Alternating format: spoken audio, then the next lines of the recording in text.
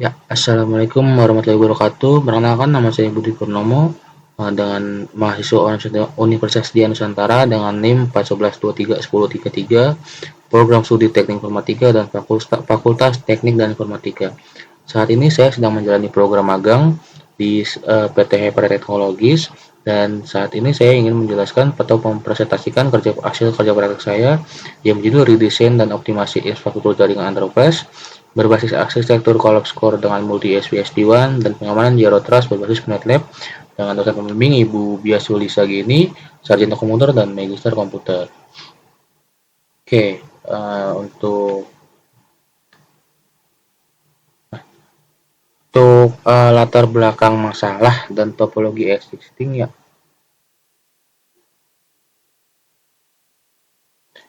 berdasarkan hasil observasi dan analisis harian terhadap infrastruktur jaringan yang ada di marketing office, saya dapat mengidentifikasi beberapa kendala utama pada arsitektur topologi lama yang berpotensi menghambat kinerja dan keamanan operasional.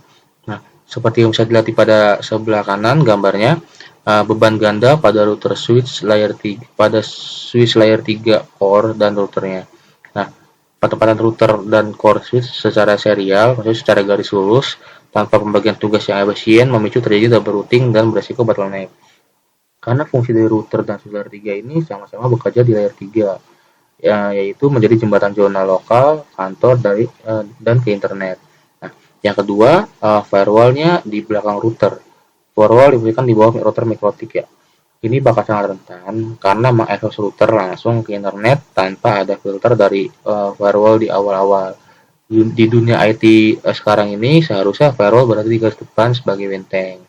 Nah, lalu yang ketiga ada nggak adanya isolasi server atau zona DMZ ya kalau di FortiGate itu sebutannya. Jadi server-server krusial terhubung langsung ke jalan utama tanpa adanya pemisahan zona. Nah, kalau di Microtik ini ada server DMZ, ya ini juga berkaitan dengan poin nomor 2 ya, yang saya jelaskan tadi. Jika ada misalkan ada karyawan nih yang mengklik file phishing. Nah, di dalamnya itu ada virus malware. Nah, hal ini bakal bahaya banget karena aset dan data kritikal bakal mudah diakses oleh attacker. Nah, untuk referensinya saya mengambil dua referensi untuk di PPT ini. Yang pertama itu ada peningkatan efisiensi jaringan internet menggunakan firewall FortiGate. Nah, permasalahan sebelumnya kan itu mengatasi keamanan terbalik ya antara router dan firewallnya.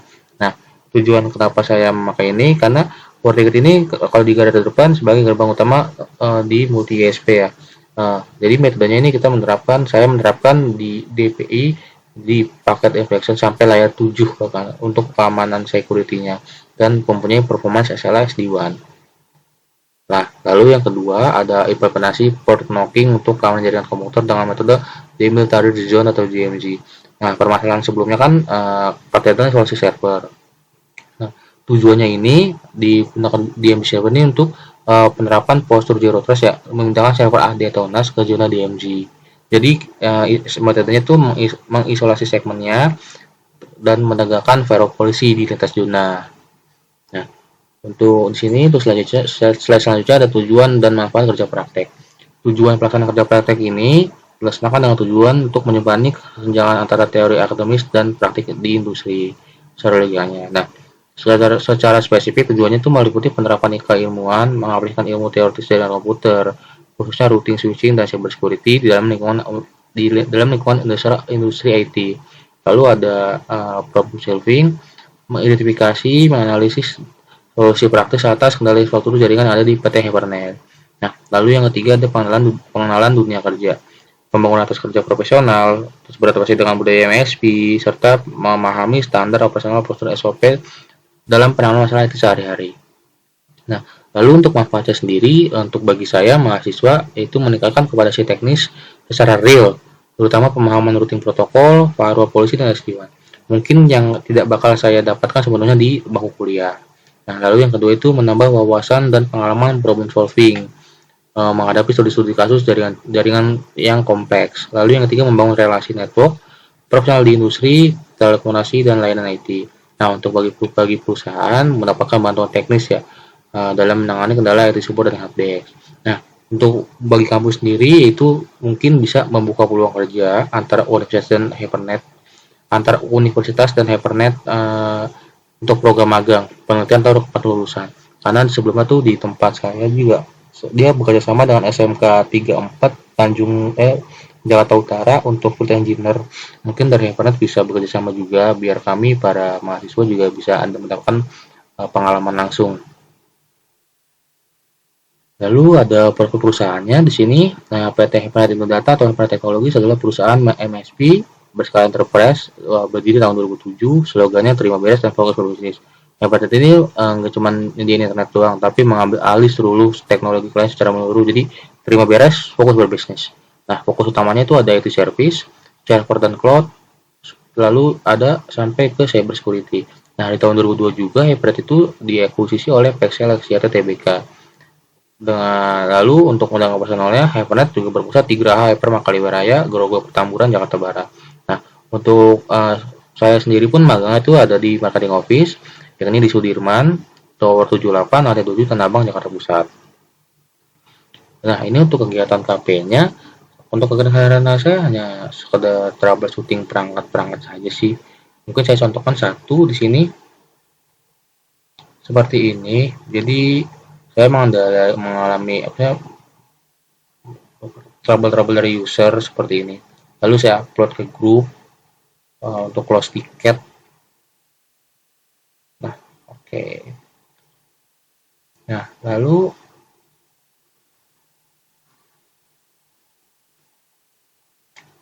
selanjutnya, ini untuk kegiatan KP mungkin ada di file drive. Nah, ini ada proses bisnis susulan. Jadi itu untuk mengatasi kelemahan pada sistem lama ya, saya meredesainnya di simulasi pakai MATLAB. Nah, arsitek baru ini saya pakai Collapse Core dan integrasi dengan prinsip Zero Trust. Seperti dilihat di kanan, untuk servernya saya isolasi dipakai DMZ, Fortinet. Lalu untuk router security sebelumnya saya pindahkan jadi VPN dan OSPF. Core-nya itu untuk LAN. Jadi Fortinet itu nggak perlu router hari-harian, jadi dia hanya untuk sekedar keamanan saja dan multi ISP SD-WAN. Untuk arah lokal itu dipegang oleh switch core pakai arsitek Collapse Core. Nah, kurang lebih seperti itu penjelasannya.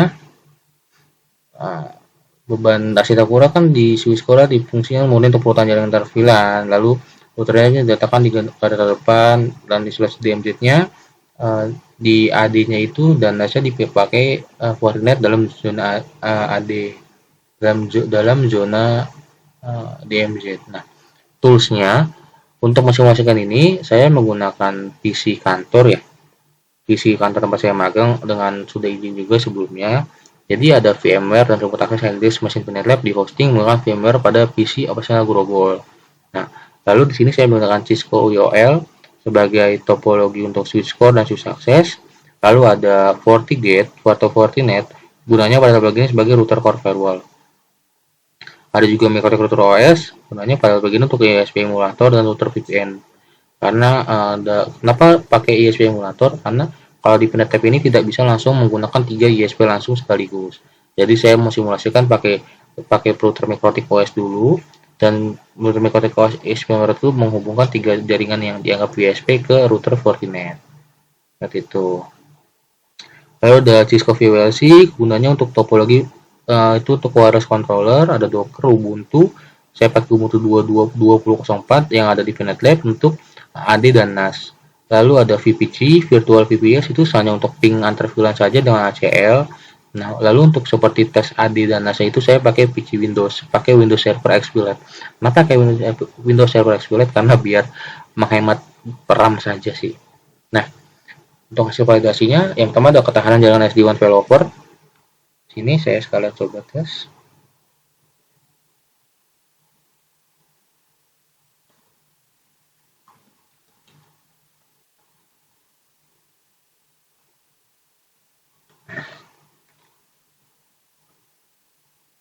Nah, oke, berarti saya kan harus ping ya di sini ya.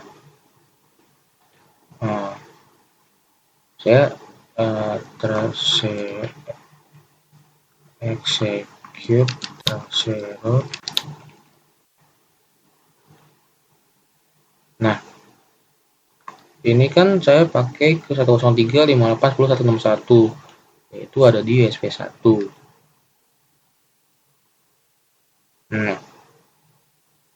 Oh, dia pakai ESP2 karena saya pakainya itu di latensi di sini. FT-WAN rules. Nah, base quality. Jadi kualitas terbaik dan saya pilihannya itu ada di latensi. Nah, untuk pemilihannya sendiri itu ada di sini. Jadi, course-nya saya samakan 10-10 ini sebagai load balancing. Jadi, dari ISP Fiberstar dan Bisnis ini, mereka itu posisinya aktif to aktif. Ketika posisinya sama sedang siapa yang terbaik itu yang bakal diambil oleh si lokal kita untuk internetan seperti ini. ISP ini lebih bisa lebih bagus dari Fiberstar latensinya, dia lebih besar. Makanya kami mengambil ini sebenarnya. Lalu untuk si load balancer kita udah sempat coba. Nah, sekarang kita coba untuk kita matikan ini bisnet, saya disable dan Fiberstar saya disable. Apakah wireless MOI bisa memegang kendali internetnya? Wireless MOI kan 202 152 597 ya. Saya coba. Nah, wireless MOI yang memegang kendali sekarang wifi-nya apa internet 12-nya sedang down. Jadi sekarang internet itu dipegang oleh backupan dari wireless MOI. Nah, oke, lalu untuk selanjutnya itu ada keamanan zero trust ya. Seperti yang saya sebutkan tadi, ada namanya zona DMZ pada uh, jadi itu untuk interface-nya. Pertama, saya ini nih interface membernya. Jadi saya buat zona terbaru. Untuk membernya itu ada Active Directory dan NAS. Seperti ini saya buat zonanya. Nah, lalu saya setelah zonanya jadi, saya masukkan lagi ke address di sini. Di sini. Nah, ini benar-benar langsung isolasi banget nih. Nah, terus sini juga ada verif polisinya. Dari sini internal to DMZ-nya ini bisa diklik. Jadi internal to DMZ kan dari LAN ke port 5 ya. Nah, dari LAN OSPF-nya ke DMZ server. Nah, coba bisa dilihat sendiri, saya mengaktifkan semua fitur di sini seperti antivirus, web filter, DNS, application control, sampai 7 layer yang saya sebutkan tadi, ada IPS juga, ini ada web filternya juga bisa diaktifkan seperti ini. Nah, mengapa ini penting? Sebagai contoh ya, misalkan ada kasus karyawan nih, staff nggak sengaja keinfeksi ransomware atau malware, lalu dia coba ngunggah upload file ke NAS, ya kan? Jadi itu koneksinya tetap bakal diizinkan lewat, tapi muatannya itu bakal kedeteksi kalau ada berbahaya. Jadi pembedalan antivirus ini dan ISP ini bakal langsung membunuh atau menghancurkan virus yang ada dalam si file tersebut seperti itu. Oke, lalu ada F3 ya. Nah, saya sebutkan tadi di sini kan untuk arah LAN-nya itu kan dipegang oleh USBF ini ya. Jadi sebenarnya FortiGate ini hanya untuk menyalurkan ISP/SD-WAN saja dan ke arah security.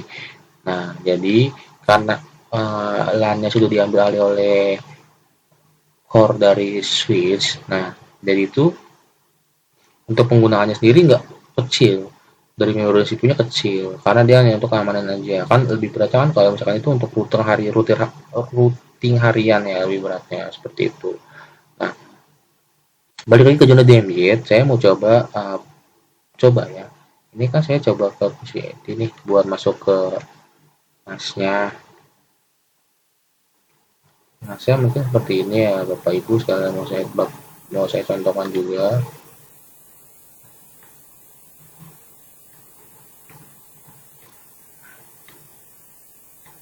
Ini pada paspor teman saya mengklik langsung masuk itu login ini kan ada nasnya. Nah, kalau misalkan ini BOD memang harus dibuka karena dipakai ACL juga dalam BOD-nya ini. Jadi untuk staff IT hanya bisa buka file IT. Begitu juga finance. Tapi kalau BOD dia bisa buka semua file karena itu direktur. Ada spesial dikit. Nah, itu saya sekarang mau coba untuk pingnya ya Bapak Ibu.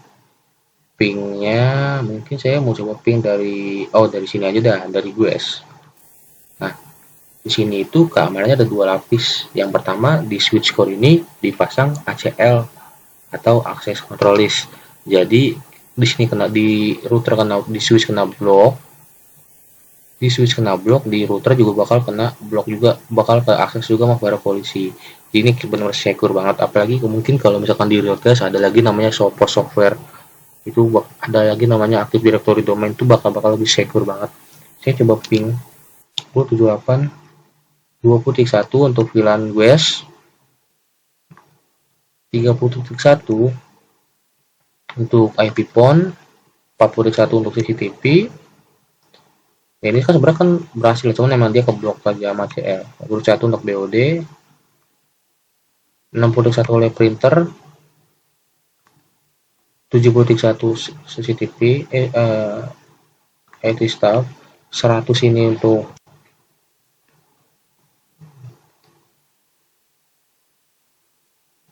dia emang sering begini.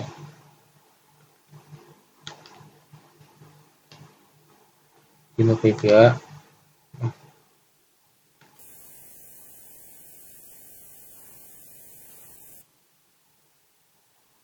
Ini emang untuk Lab ini masih sering error kayak gini.